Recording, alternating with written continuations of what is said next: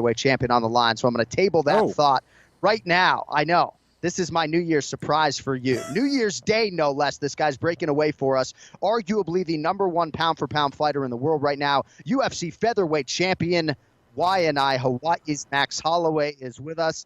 Max, Happy New Year, man. Thank you for the time today. No, Happy New Year to you guys. Thanks for having me. So I'd imagine the last few weeks since the win over Jose Aldo have been pretty nice for you, celebrating Christmas with the family. I mean, were you able to take a little bit of time off? I know you're a workhorse. Yeah, our gym recently they actually closed the gym for a week, and we never did it for 5 years straight for the last 5 years. So it was closed, and I was enjoying, man. Now it's I got one more thing. My son's birthday is next week. We're doing a little vacay again, and then I gotta get my fat butt back down to fighting weight and get back in the gym. So next week we're going to do our awards show here on the show. It seems like you're already stacking up a lot of these Fighter of the Year awards for 2017 from a lot of different media outlets. Ken Flo actually went on national television last week and gave you his nod on UFC Tonight. I mean, it's about time Kenny Florian used his television platform to give him some love. Respect. Yeah, I told Kenny, man, if he didn't pick me, I'd have to bring him out of retirement to make this guy believe it, man. I don't know what it's going to take to get Ken Flo's pick, but besides that over Twitter, a little Twitter beef hashed it out. But it's good, man. It's good fun, man. Thanks just for love it. It's a lot, it's just a lot of hard work, man. A lot of hard work, a lot of dedication, and the world's finally figuring it out. Max, the best part about being retired is you got to kick someone else's ass to prove a point to me. You didn't have to beat me up to prove a point. Right? Yeah, man, bro. Oh, man. So listen, Max, how has life changed for you since you become the champ, man? Just like anything else, man. It's a lot more media. You're in the limelight a little bit more. I have more picture taking. I have more autographs. And that's all that add to me. Better paid days, and that's about it. It's still got to keep the hard work. People get comfortable when they hit this pinnacle of their career, but I'm just getting started. A lot of people are saying certain guys is the future of that division and this and that, and I think so. Everybody's forgetting I'm 26. I want to be here for a long time, and I'm gonna prove it. Max, they asked me the other day for a bold prediction for 2018, and I said that you would fight Conor McGregor. Now, is there any talk about that? Has anyone reached out to you or maybe proposed that idea to you? Yeah, the UFC actually, before we had the contract issue, before my last fight, before we fought Frankie, we was going back and forth with contracts and stuff, and they bring up Conor in it at 55, and we see what happens. Yeah, that's between me and him. It happened so long time ago, and if that guy wants to hold that win over my head, it is what it is, But at the end of the day, if we don't end up fighting, it'll be on their side. They know who's the best in the world, and like I said before, I told you that all the time. If you want to fight the best, come fight Bless. So if that guy's if he's back, if you want to come back after enjoying, that guy's enjoying life right now, and there's no reason to be chasing somebody who doesn't want to fight you, So I'm here, I'm waiting. We got contenders on the rise, and I think it's time for the future. If we run down back, it'll be fun. If not, it's life. Yeah.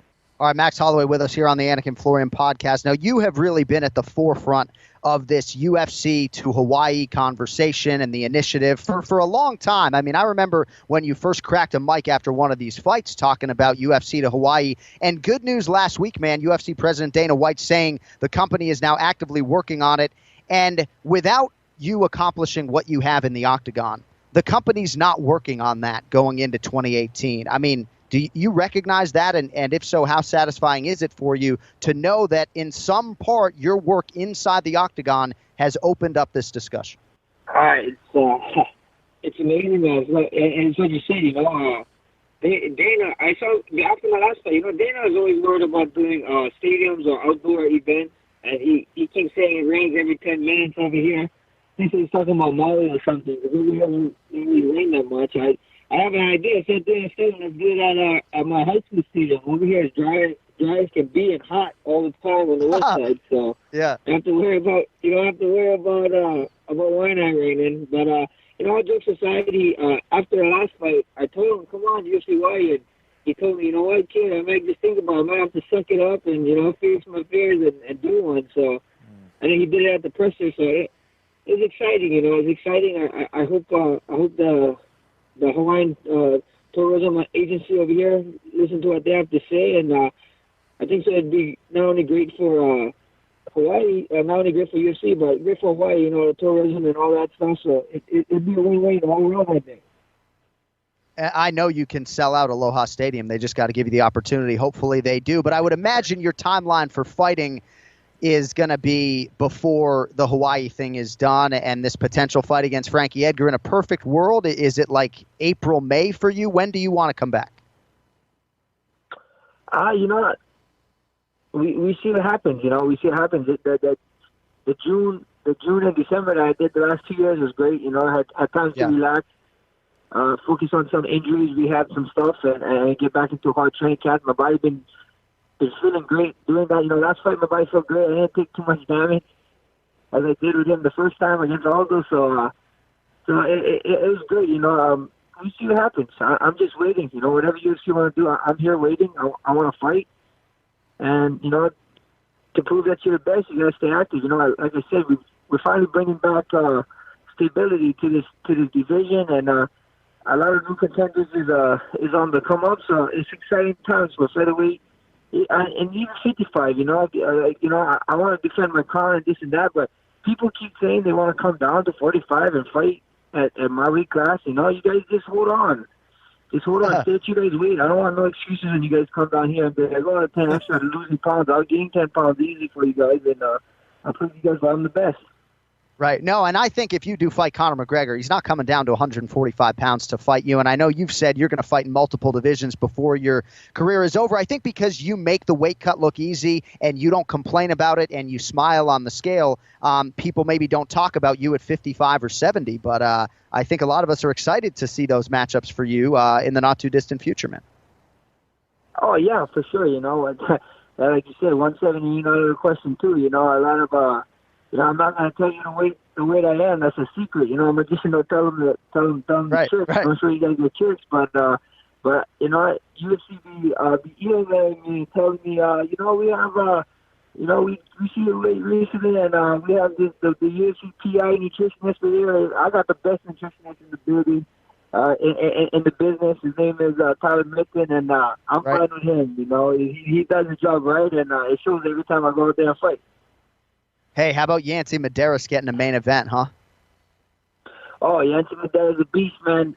Him and Cowboy's going to be crazy. And you guys see him, I don't know what it is. This guy's going for another Cowboy. It's fun. I'm excited, man. And when he go out there and do his thing, I think there's going to be another step towards UFC Warriors. So I'm excited, man. He's trying to get in the respect he deserves. And, man, if he doesn't win for a year, I don't know what's going on in people's minds.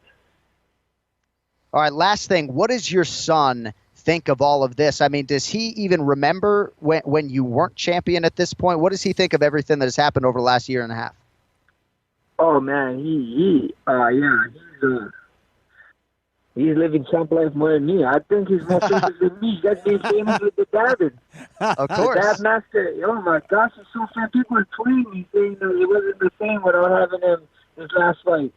Yeah, right. We need him to push pay-per-views for us. He's loving it, man. He understands. He loves video games, and he does jiu-jitsu, so he understands the sport. He understands sports period of winning and losing, and being a champion. So it's awesome, man. He's living life, and I'm great that I can support the guy. His dad has won 12 fights in a row, folks. UFC featherweight champion, 2017 Fighter of the Year here on the Anakin Florian podcast.